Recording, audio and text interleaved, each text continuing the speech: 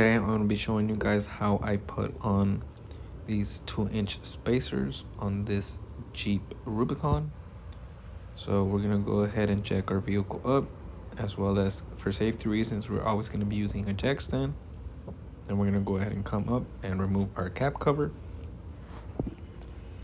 This cap cover is held on by 2 Allen screws. We're going to go ahead and remove that, put it to the side. So we're going to be removing these locks. These are spined locks. We're going to go ahead and put our spine lock in there and then go ahead and use our regular 19 to remove it.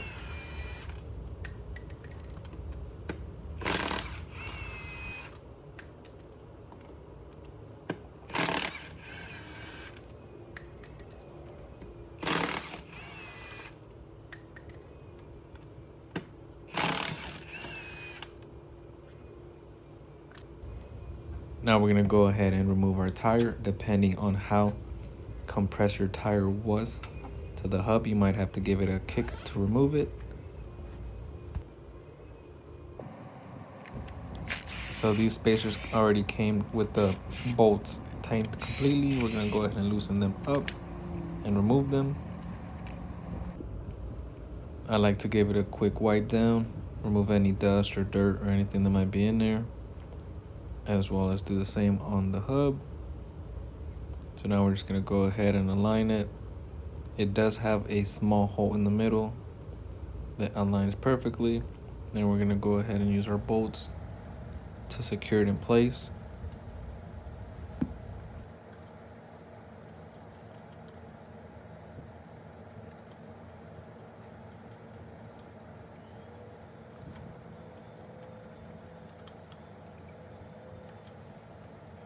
Keep in mind, anytime you're doing anything securing a tire or anything related, you always want to go ahead and do the star pattern to make sure one side doesn't tighten more than the other.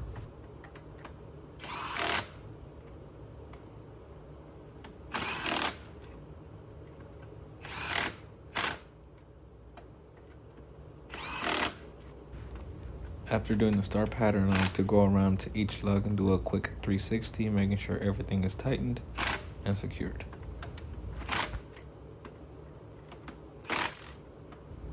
So now we're ready to start mounting the tire.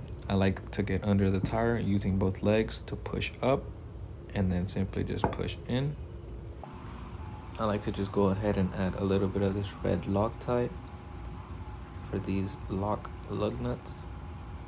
Just a dab for all of them.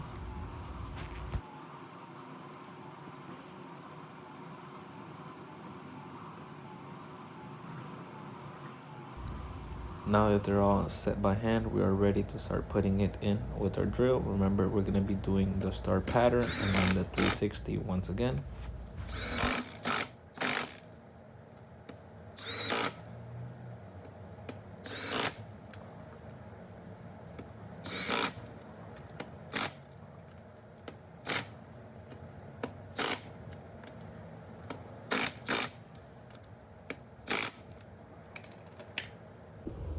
Now we're going to go ahead and install our 2 screws that hold on to our center hubcap using our Allen key.